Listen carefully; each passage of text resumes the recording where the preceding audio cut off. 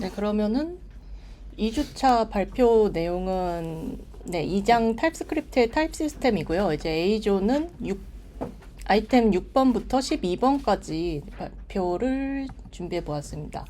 이제 발표할 내용의 목차를 한번 보면 이제 6번은 에디터를 사용해서 타입 시스템 탐색하기, 그리고 7번 타입이 값들의 집합이라고 생각하기, 8번 타입의 공간과 값 공간의 심벌 구분하기, 그리고 9번 타입 단원보다는 타입 선언을 사용하기, 그리고 객체 래퍼 타입 피하기, 인형 속성 체크, 함수 표현식의 타입 적용하기 내용을 알아볼 거고요. 그리고 이제 시작을 해보면 에디터를 사용을 해서 타입 시스템 탐색하기라는 내용이 첫 번째인데요. 이제 타입스크립트를 처음에 설치를 하면 저희가 CLI로 사용할 수 있는 게 이제 TSC랑 TS 서버가 있는데요. TSC는 타입스크립트를 자바스크립트로 컴파일 해주는 컴파일러이고요.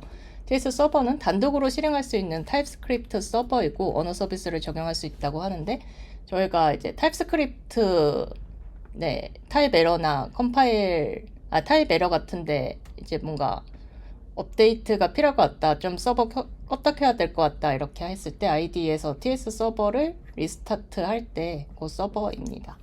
이제 언어 서비스가 그래서 무엇이냐, 어떤 서비스를 제공을 하냐라고 하면 코드 자동 완성 때문에 타입스크립트를 쓴다는 분이 많을 정도로, 저기 문 한 번만 닫아주시겠어요? 네. 네네. 코드 자동 완성 기능이 이제 주요 기능이라고 생각을 하고요. 그리고 명세 검사가 있고, 그리고 검색과 리팩터링을 제공을 하고, 타입 추론 정보를 통해서 이제 디버깅을 쉽게 할 수 있다는 내용이 있고요. 타입 추론 같은 경우에 이게 예제에 나와 있는 책에 나와 있는 예제인데, 여기 num 같은 경우에 타입을 따로 선언을 하지 않았음에도 num이라는 변수가 넘버 타입이라는 것을 추론을 해주는 모습이고요. 그럼 마찬가지로 함수의 경우에도 이제 반환하는 값을 넘버라고 명시를 하지 않았음에도 넘버라고 추론을 할 수 있습니다. 리팩토링 도구 같은 경우에 요번에 책을 살펴보기 전에는 많이 사용을 하지 않았었는데, 이제 오른쪽 클릭을 하면 이렇게 extract type alias 같이 타입 alias를 분리하는 요런 도구들, 요런 예시와 같은 도구들이 있더라고요. 그래서 사용을 할지는 잘 모르겠지만 요런 게 있구나 하고 한 번씩 눌러볼 것 같다는 생각이 들었습니다. 그리고 자동 완성 같은 경우에는 굉장히 유용한 언어 서비스 중에 하나이고요. 그리고 심볼 이름 변경도 저희가 저번 주에 말했듯이 애니를 쓰지 말아야 할 이유 중에 하나도 이런 심볼 이름 변경 굉장히 유용하다라고 생각합니다. 그리고 값의 타입 변화에 대해서도 책에 나왔는데, 이제 타입스크립트가 속성을 어떻게 추론을 하는지 살펴볼 수 있는데, 이제 조건문 분기에서 값의 타입 변화가 예를 들어서 타입 오프나 아니면은 조건문에서 타입을 확인을 해서 그 스코프의 타입을 좁히거나 넓히거나 할 수 있고요. 그리고 이제 연속된 메서드 호출해서 제너릭 타입을 조사를 할 수 있는데, 예를 들어서 이렇게 메서드가 연속적으로 호출되고 있을 때 첫 번째 맵의 경우 이렇게 제네릭을 이렇게 받아서 이런 타입이 매개 변수이고 이렇게 리턴을 한다. 그리고 두 번째 이 필터에다가 마우스를 올려보면 이런 식으로 함수의 시그니처를 볼 수 있을 거고요. 그리고 세 번째 sort에도 이렇게 올려보면 함수 시그니처를 통해 가지고 이렇게 반환을 하고 있다라고 알 수 있을 겁니다. 그리고 고토 데피니션을 통해서 이제 라이브러리의 타입 선언을 탐색을 해서 라이브러리가 어떻게 짜여져 있다를 확인할 때 도움이 되고요.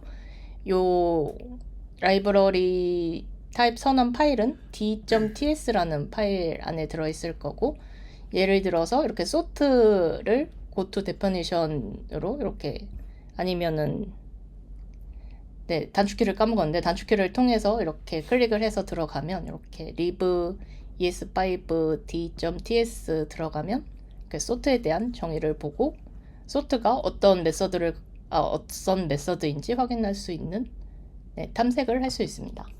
그래서 기억해야 할 점은 타입스크립트 6장 6 아이템에서 기억해야 할 점은 이제 타입스크립트 언어 서비스를 제공하는 편집기 ID에서 타입스크립트 언어를 잘 활용을 하자. 그리고 편집기를 사용해서 어떻게 타입 시스템이 동작하는지, 타입스크립트가 어떻게 타입을 추론을 하는지 확인을 할 수 있어야 한다. 그리고 타입스크립트가 동작을 어떻게 모델링하는지 알기 위해서 타입 선언 파일을 찾아보자. 이고 그리고 마지막으로 타입스크립트 리팩토링 도구가 있다는 것을 알아두자라고 할 수 있습니다. 아이템 7 타입이 값들의 집합이라고 생각하기인데요. 이제 타입은 무엇이냐 하면 런타임의 모든 변수는 고유한 값을 가지는데요. 책에 나온 예시대로 숫자형일 수도 있고 null이나 undefined, 문자열, 객체, 정규식, DOM 엘리먼트일 수도 있고 함수일 수도 있겠죠. 요런 값을 가지는데 근데 타입스크립트가 오류 체크를 하는 순간에는 값이 아닌 타입도 가지고 있는데요. 이 타입들은 할당 가능한 값들의 집합이고요. 요렇게 얘네들을 가질 수 있다. 요런 집합이라고 볼 수 있는데 이 집합은 타입의 범위라고 할 수 있습니다. 요만큼 범위의 타입을 가질 수 있다 이고요. 그래서 집합의 관점에서 한번 타입을 살펴보려고 하는데요. 이제 스트릭트 널 체크 설정에 따라서 이 집합은 차이가 있을 수 있어요. 예를 들어서 넘버 타입의 같은 경우에 넘버나 아니면은 널이나 undefined를 설정에 따라서 포함을 할 수 있고요. 그리고 공집합 같은 경우는 가장 작은 집합인데요. 네버가 공집합인데 네버는 아무 값도 포함하지 않는 타입입니다. 그리고 한 가지만 가지는 타입은 유닛 타입이라고 하는데 이거는 리터럴 타입이라고도 하고요. 이렇게 한 가지 값만 가지고 있고요. 그리고 합집합은 값 집합이 둘 이상 조합된 타입입니다. 이렇게 유니언을 하고 있죠. 그래서 집합의 관점에서 이제 할당 가능한이라는 뜻이 무엇이냐고 하면 이제 값과 타입으로 비교를 하면 뭐뭐가 뭐뭐의 이제 원소이다 이고요. 그래서 멤버이다 이고 그리고 타입과 타입으로 비교를 하면은 어떤 타입의 부분 집합입니까? 이렇게 할당이 가능하다라고 볼 수 있습니다. 그래서 이제 부분 집합에서 집합 관점에서 타입 체커의 역할은 하나의 집합이 다른 집합의 부분 집합인지 확인을 하는 것인데 이제 보시면 부분 집합을 확인을 하고 밑에 에러 내용을 보면은 부분 집합에 해당하지 않는 경우에는 타입 체커에서 이렇게 어사이너블 하지 않다라고 경고를 내보내주는 모습을 볼 수 있고 타입 에러를 내보내주는 모습을 볼 수 있고요. 하지만 이렇게 좀 간단한 타입이 있을 수 있지만 실제로 저희가 다루게 되는 타입이 ID 스트링과 같이 범위가 무한대인 경우가 많아요. 이 무한대라는 뜻은 요 스트링 값이 형태가 스트링이라면은 이렇게 단일 유닛들이 들어가는 게 아니고 이렇게 스트링으로 무한대로 들어가는 타입인 경우가 많고 그리고 다음 아이템에서도 나올 거지만 요 어떤 객체가 스트링으로 가능한 ID 속성만 가지고 있다면은 요 아이덴티파이드 타입에 해당이 되는 요 구조적 타이핑에 대한 그 개념에 대한 이해도 하고 있어야 합니다. 뒤쪽에 이제 아이템 11에 다시 나올 예정입니다. 그래서 집합의 연산에 대해서 살펴보면 이제 유니언은 요 짝대기 연산자를 사용을 하고 타입의 합집합을 연산을 하고요. 그리고 인터섹션은 요거 연산자는 네, 타입의 교집합을 연산을 하고요. 저희가 이제 코드를 타입이 아닌 경우에는 요게 AND고 요게 OR이라고 생각을 해서 처음에 조금 헷갈리기가 쉬운데 헷갈릴 수가 있는데 보시면 이제 교집합에 대한 요 인터섹션은 A와 B의 공통 키만을 포함을 하는 타입이고 요 합집합에 대한 타입은 A와 B의 모든 키를 포함하는 유니언 타입이라고 볼 수 있습니다. 네. 넘어갈게요. 이제 확장에 대해서는 타입의 집합이라는 관점에서 익스텐즈 확장의 의미는 요 어사이너블과 비슷하게 subset이라는 의미로 받아들일 수 있는데요. 서브 타입은 어떤 집합이 다른 집합에 이렇게 속하는 집합이라는 뜻이고요. 클래스의 관점에서는 서브 클래스인데 집합의 관점에서는 왼쪽보다 이제 오른쪽에 상속관계가 아니라 벤 다이어그램으로 그리는 것이 더 적절합니다. 보시면 네, 벡터 2가 벡터 1의 서브 타입이기 때문에 익스텐즈를 하면 벡터 2가 벡터 1의 서브 타입이고요. 이제 벡터 2를 익스텐즈한 벡터 3는 벡터 2의 서브 타입입니다. 그리고 제네릭 타입에서 한정자로도 쓰입니다. 익스텐즈는요. 그래서 객체 상속의 관점이라고 보면 객체 레퍼 타입의 스트링에 서브 클래스를 정의를 하는 것이겠지만 이제 집합의 관점에서 요 한정자 K 익스텐즈 스트링을 생각을 해보면 K의 스트링의 부분 집합 범위를 가지는 타입이 된다고 이렇게 보시면 좋겠습니다. 그리고 객체의 키 값을 반환하는 키 오브 t를 사용을 해서 이런 식으로 많이 사용을 합니다. 그래서 배열과 튜플 같은 경우를 보면 잠시만요. 배열 넘버 배열은 튜플 넘버에 할당할 수 없고요. 하지만 튜플 같은 경우에는 요 넘버 배열에 할당할 수 있는데요. 요 내용을 살펴보면 요 튜플이 배열의 서브셋이라고 생각을 해주시면 좋을 것 같아요. 그래서 이런 식으로 서브셋을 이해할 수 있습니다. 타입의 값이라는 것은 이제 동일한 값의 집합을 가지는 이제 두 타입은 같기 때문에 요 같은 타입을 두 번 정의할 필요는 없고 만약에 동일한 값을 가지는 동일한 형태의 값을 가진 동일한 형태의 값이 두 개가 있다면은 두 번 정의할 필요는 없고 같은 타입을 사용을 하면 좋습니다. 그래서 집합 관점에서 용어를 정리를 해보면 요 4번은 공집합이고 리터럴 타입은 원소가 한 개인 집합. 값이 t에 할당 가능하다는 것은 이제 값이 t의 원소이다. t1이 t에 할당 가능하다는 것은 이제 부분집합, 상속도 부분집합, 유니온은 합집합, 인터섹션은 교집합 이런 것이 있습니다. 이제 아이템 7에서 요약을 해보면 타입을 값의 집합으로 이해를 해서 이해를 할 수가 있고 이제 이 집합은 유한하거나 예를 들어서 유한하다는 뜻은 불리언이나 리터럴 타입 같이 이제 정해진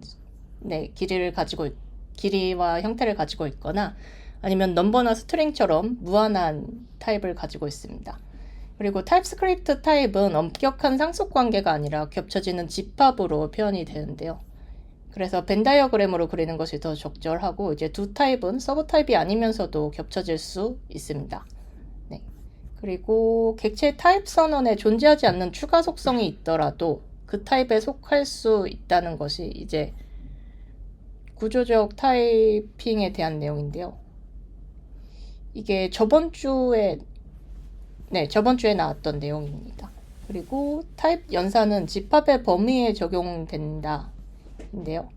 앞쪽에서 설명한 내용을 다시 보는 게 좋을 것 같아요. 이게 조금 괜히 더 알아듣기 어렵게 써놓은 것 같습니다. 네, 그리고 상속, 할당, 서브 타입에 속한다는 것은 부분 집합에 속한다는 것이다. 네, 아이템 8 타입 공간과 각 공간의 심벌 구분하기 내용을 이제 볼게요. 네, 심벌은 타입 공간이나 각 공간 중 한 곳에 위치하고요. 그래서 이 이름이 같더라도 타입 공간에 속해 있느냐, 각 공간에 속해 있느냐에 따라서 다른 내용을 나타낼 수 있습니다. 예를 들어서 타입 공간에서 요 실린더가 있고 각 공간에서 실린더가 있을 수 있고요. 하지만 이제 타입 공간과 각 공간에 대한 이해가 부족해서 인스턴스 오브 실린더를 이제 런타임에 실린더 심볼을 값으로 연산을 하려고 했을 때 값 공간의 실린더를 대신 참조해서 이제 문제가 생기는 경우가 있을 수 있고요. 그래서 이 심볼이 반류인지 타입인지는 문맥을 살펴서 알아낼 수 있어야 합니다. 밑에서 보시다시피 이렇게 문맥에 따라서 값과 타입이 다르게 쓰이고요. 그래서 이거를 어떻게 감을 잡을 수 있느냐 하면 타입스크립트 플레이그라운드를 활용을 해서 컴파일된 자바스크립트 결과물을 보면서 확인을 할 수도 있고요. 그래서 왼쪽에 같은 경우에 타입스크립트 플레이그라운드 왼쪽에 나오는 화면 타입 공간 화면이고요. 보시면 여러 가지 인터페이스나 타입이나 뭐 타입 정보나 아니면은 타입 선언이나 아니면 단원도 여기 볼 수 있고요. 네, 요 심벌들은 이제 타입이고요. 근데 이제 오른쪽 화면에서 보시면 타입에 대한 내용들이 전부 사라지고 자바스크립트 코드만 남은 것을 볼 수 있습니다. 그래서 하지만 이제 클래스와 이넘 같은 경우에는 타입 또는 발류로 둘 다 사용이 될 수 있는데요. 클래스가 타입으로 쓰일 때는 형태가 사용이 되고 이제 값으로 쓰일 때는 생성자가 사용이 되는데요. 여기 실린더 클래스를 밑에 펑션 calculate 볼륨에서 사용을 했을 때 이제 인스턴스 오브로 이 쉐이프가 실린더 이 클래스로 만들어진 인스턴스냐를 확인을 할 때는 이제 값으로 연산이 되고요. 그래서 생성자를 사용을 해서 연산을 비교를 하고요. 그리고 타입을 확인을 또 할 때는 이 내부에서 shape of radius 같은 경우에는 타입으로 이 실린더를 타입으로 참조하기 때문에 이 형태를 확인을 합니다. 그래서 이 타입 오브 키워드 같은 경우를 살펴보면 타입 공간에서 타입 오브는 부분 집합으로 사용을 할 수가 있고 타입 구문으로 이름을 붙이는 용도로도 사용을 할 수 있는데요. 이제 value 스페이스에서 타입 오브는 자바스크립트의 타입 오브입니다. 그래서 보시면 타입 같은 경우에 이 제인이라는 변수의 타입을 t1에다가 할당을 한 것이고요. 요 이메일 함수의 타입을 t2에다가 할당을 한 것인데 요 value 공간에서 쓰일 자바스크립트 런타임의 타입 오브를 보면은 이 제인이 오브젝트라는 걸 알 수 있고 요 이메일의 타입을 확인을 하면 자바스크립트가 확인을 하면 이제 펑션이 되겠죠. 그리고 이제 클래스와 타입 오브를 보면 클래스도 이제 자바스크립트에서는 함수이기 때문에 확인을 하면 v는 펑션이다. 이제 생성자 함수이기 때문에 이제 값을 확인을 할 수 있죠. 클래스이기 때문에 생성자 함수인 이 실린더를 t에다가 넣어서 죄송합니다. 이거 타입이네요. 네. 네, 타입을 확인할 수 있습니다. 그리고 인스턴스 타입이라는 제너릭을 사용을 해서 생성자 타입과 인스턴스 타입을 이렇게 변환을 할 수도 있다고 합니다.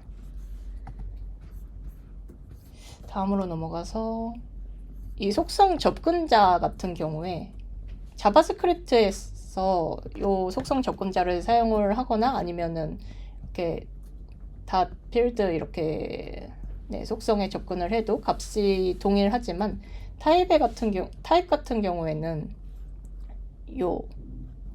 괄호를 사용을 해줘야 되는데요.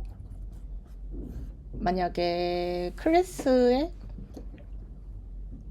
자바스크립트와 같이 접근을 하려고 할 때는 이런 식으로 에러가 뜨는 모습을 볼 수 있었는데, 이제 클래스는 특정 객체를 생성하기 위한 블루프린트이고, 요 에러 메시지를 읽어봤을 때 펄슨이 타입이고 네임스페이스가 아니기 때문에 접근할 수 없다는 내용이 있었고, 밑에 보면은 이렇게 속성 접근자를 통해서 접근을 해라 라고 나오는 메시지였고, 이 네임스페이스 같은 경우에는 코드를 논리적으로 그룹화하고 전역 스코프의 오염을 방지하기 위한 개념이다 라고 봐주시면 좋을 것 같고요.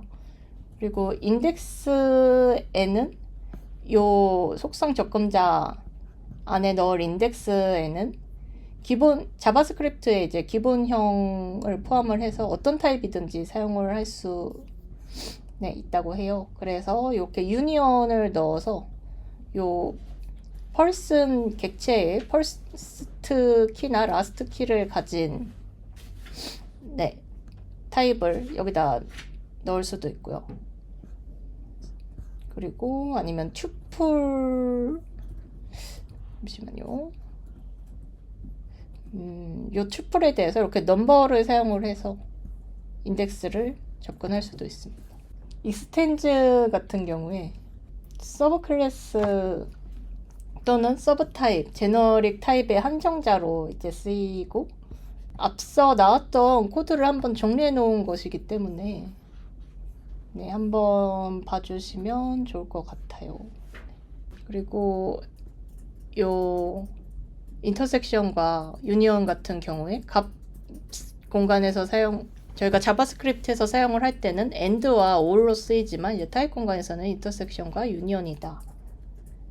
그리고 const 같은 경우에 값 공간에서는 새 변수를 선언하는 키워드로 쓰이지만 이제 타입 공간에서는 as const 같이 쓸 수 있는데, 이제 리터럴 표현식에서 출연된 타입을 요 as const로 고정을 시켜서 바꿔줄 수 있습니다. 이 끝에 붙여서요. 그리고 in 같은 경우에 루프 또는 타입 매핑 할 때 사용을 하는데, 이렇게 in을 사용을 해서 객체의 속성을 순회를 해서 객체의 각 속성을 반복을 하면서 타입을 처리를 할 때 사용을 하고요. 요 타입 매핑을 할 때는 조건부 타입과 함께 사용을 할 때 타입 변환을 수행할 때 사용을 합니다. 예를 들어 요 코드 예시를 보면은 이게 그 파셜일 텐데, 요 in 연산자를 통해 가지고 모든 속성을 반복을 하면서 옵셔널을 여기다 붙여줘서 파셜 타입을 만드는 것을 볼 수 있습니다. 그리고 요약을 해보면 타입 공간과 값 공간을 구분하는 방법을 이제 터득을 해야 하는데, 요거는 타입스크립트 플레이그라운드를 활용하면 좋다 이고요. 그리고 모든 값은 타입을 가지지만 타입은 타입 공간에서만 접근할 수 있어요. 왜냐하면 타입 공간에서 만든 타입과 인터페이스는 값 공간에서 컴파일을 하고 나면은 값 공간에서는 삭제돼서 보이지 않을 것이기 때문입니다. 그리고 클래스와 이넘은 이 타입과 인터페이스와는 다르게 값과 타입으로 둘 다 사용을 할 수 있습니다. 그리고 타입 오브와 디스 등 많은 연산자와 키워드는 요 타입 공간과 값 공간에서 다른 목적으로 사용될 수 있다는 것을 알고 있어야 합니다. 그래서 아이템 9번째를 보면 타입 단원보다는 타입 선언을 사용을 하자는 내용이고요. 타입 단원은 타입 체커에게 오류를 무시하라고 하는 것이기 때문에 타입 선언을 사용을 하는 것이 좋습니다. 예를 들어서 이제 타입 어노테이션은 할당된 값이 해당 인터페이스를 만족을 하는지 체크를 하지만 이제 타입 단원 같은 경우는 추론한 타입이 있더라도 해당 타입으로 간주를 하라고 저희가 무시를 하라고 명령을 하는 것이기 때문이고요. 그래서 이제 잉여 속성 체크 같은 경우도 적용이 되지 않습니다. 이렇게 에러가 발생하지 않아요. 그리고 책에 나와 있는 예시 중에 이렇게 컨스트 밥 이렇게 제네릭으로 펄슨을 넘겨서 이렇게 객체를 만드는 코드 형태가 있었다고 하는데요. 요거는 이전에 타입 단원을 사용하던 코드 형태였었고 현재는 TSX의 컴포넌트 태그로 인식이 되기 때문에 에러가 발생을 해서 쓰이지 않는 형태입니다. 그리고 타입 단원을 사용을 할 때 화살표 함수와 타입 단원을 같이 사용을 할 때 런타임 오류에 대해서 좀 주의를 해줘야 되는 부분이 있는데 이제 최종적으로 원하는 타입을 먼저 이렇게 명시를 하고 타입스크립트가 타입 단원을 사용을 하는 경우도 있지만 이제 타입 선언을 사용을 해서 이제 최종적으로 원하는 타입을 직접 명시를 하고 타입스크립트가 할당문의 유효성을 검사하도록 하는 것이 좋고요. 이렇게 단원을 사용을 하는 경우에는 런타임 시에 맞지 않는 타입을 넣어도 타입 오류가 발생하지 않기 때문에 런타임 오류가 발생하는 경우가 있을 수 있습니다. 이제 타입 단원이 그럼 필요한 곳은 어디냐 하면 타입 체커가 추론한 타입보다 개발자가 판단한 타입이 더 정확할 때 사용을 해야 하는데요. 예를 들어서 돔 엘러먼트 같은 경우에 타입 체커가 알 수 없는 부분이 있기 때문에 돔에 접근을 할 수 없기 때문에 저희가 my 버튼이 무조건 버튼 엘러먼트다 라고 하면은 이렇게 as를 넣어서 지정을 해줄 수 있습니다. 그리고 null assertion 같은 경우에는 요거 느낌표인데 이게 접두사로 쓰이면은 불리언의 부정문으로 사용이 되지만 전미사로 쓰이면은 그 값이 null이 아니라는 단원문으로 해석이 됩니다.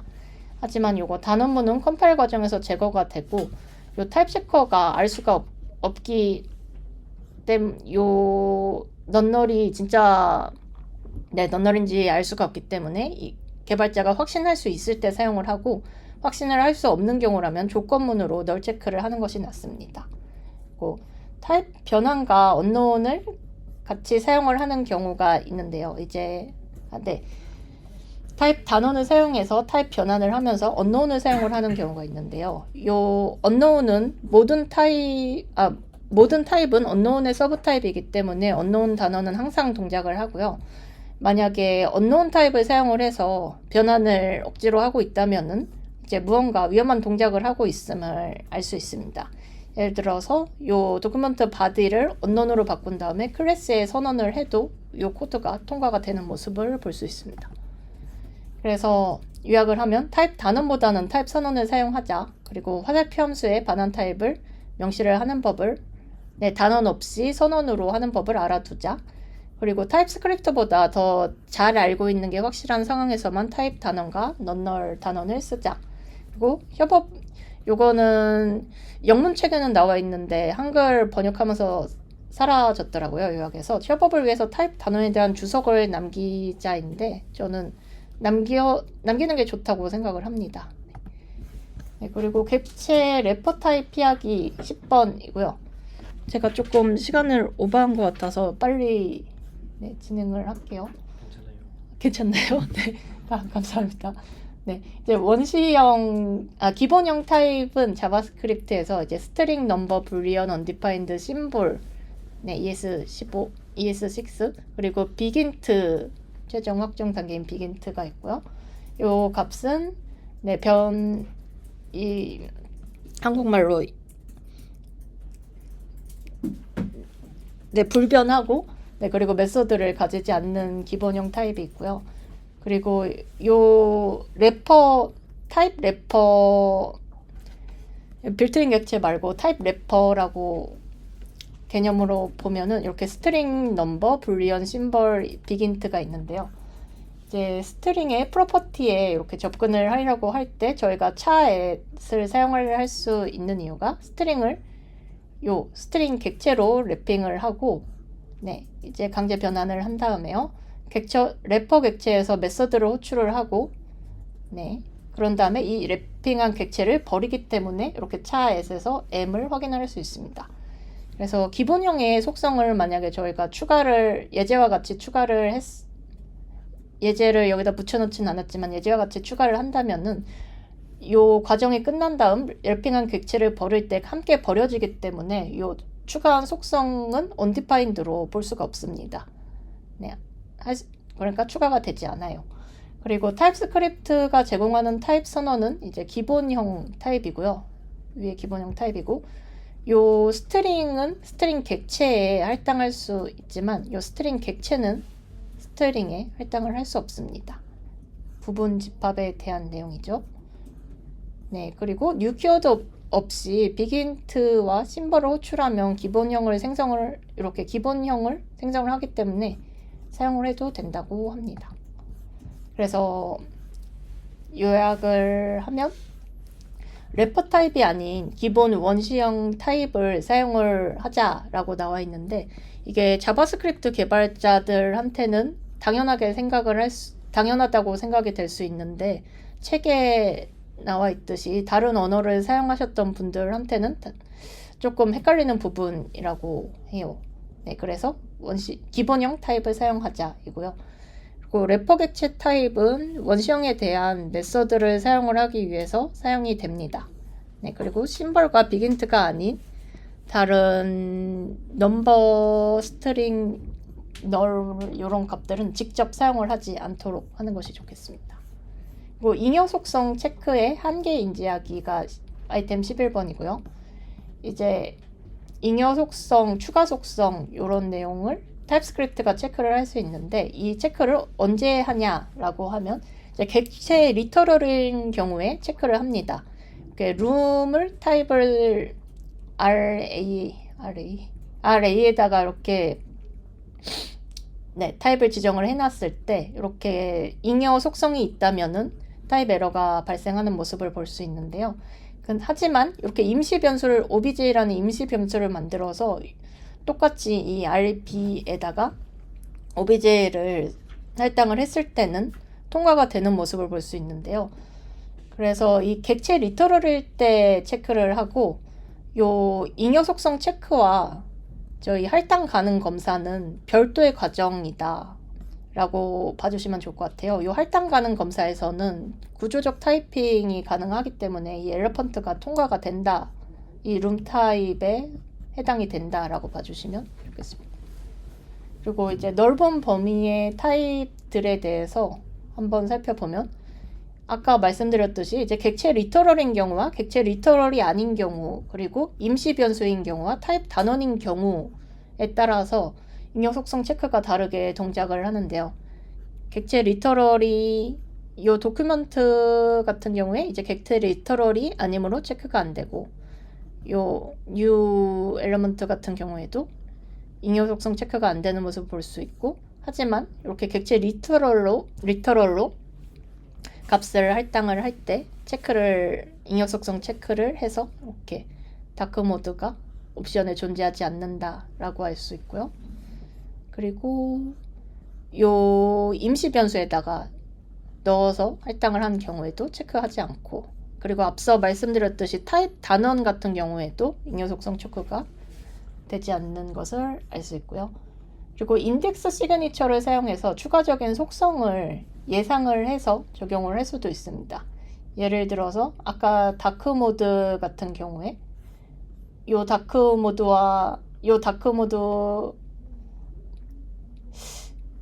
대문자 다크 모드와 다르게 이렇게 소문자 다크 모드가 나중에 추가가 될 수 있는 경우에 요 add options라는 요 인덱스 시그니처를 사용을 해서 네, 오류 없이 넣을 수 있는 모습, 뭐든지 넣을 수 있는 모습을 볼 수 있고요. 그리고 위크 타입도 책에 나와 있는데 이거는 모든 속성이 옵셔널한 경우이고요. 요 공통된 속성이 있는지 확인한 타입스크립트는 그러면은 모든 값이 타입이 옵셔널이면 뭘 체크를 하냐 하면 값 타입과 선언 타입에 공통된 속성이 있는지만 체크를 합니다. 그래서 구조적으로 엄격하지 않고 오타도 잡을 수 없고 이거를 사용하는 경우는 저희가 함수에다가 옵션 같은 객체를 넘길 때 유용하게 사용을 할 수 있습니다. 요약하면 객체 리터럴을 변수에 할당하거나 함수에 매개 변수로 전달할 때에 잉여 속성 체크가 수행되고 잉여 속성 체크는 오류를 찾는 효과적인 방법이지만 이제 구조 할당 가능성 체크와 역할이 다르게 동작하기 때문에 네, 이 표를 알고 있는 게 좋습니다. 그리고 추가 속성 체크의 한계가 있는데 이 임시 변수를 중간 단계에 넣은 경우에 이제 체크를 수행하지 않는다는 점을 알고 있어야 하고요. 이거 윅 타입 경우에는 옵셔널 속성으로만 이루어진 타입인데 최소한 하나의 속성이 맞아야 합니다. 그래서 마지막 함수 표현식의 타입 적용하기 내용을 보면 함수 전체에 타입을 지정하는 게 좋은 이유가 나와 있어요. 왜냐하면 이제 반복되는 함수 시그니처 위에 보면 이제 반복되고 있죠. 반복되는 함수 시그니처를 통합을 하는 것이 좋고 이 함수 구현부를 이렇게 섞여 있는 부분을 타입으로 분리를 해서 네, 로직을 분명하게 사용하기 위해서 추천을 하고 있습니다. 그래서 라이브러리에서도 공통함수 시그니처를 볼 수 있는데요. 함수 전체를 타입으로 정의한 공통함수 시그니처들을 볼 수 있는데요. 이제 공통 콜백 함수를 위해서 타입을 선언을 타입 그 파일에다가 정의 파일에다가 많이 해놓는데 보통 해놓는데 이제 자바스크립트의 마우스 이벤트와 리액트의 마우스 이벤트 핸들러가 책에 예시로 나와 있고 이 마우스 이벤트 핸들러는 함수 시그니처예요. 그래서 함수 전체에 적용할 수 있는 타입이고 보시면 리액트 인덱스 d.ts에 들어있었고요. 이렇게 t 엘리먼트를 제네릭으로 받아서 이 마우스 이벤트 t로 이렇게 또 넘기는 모습을 볼 수 있고 이렇게 타고 들어가면 네, 더 들어가진 않았지만 이렇게 함수 시그니처들이 정의되어 있습니다. 라이브러리를 만들 때 공통 콜백 함수를 제공을 해서 그 라이브러리 사용자들이 이렇게 타입의 형태를 확인할 수 있게 해줘야 한다고 합니다. 네, 시그니처가 일치하는 다른 함수를 사용을 하는 내용인데요. 책에 보면 요 패치 함수를 재활용하는 모습을 볼 수 있는데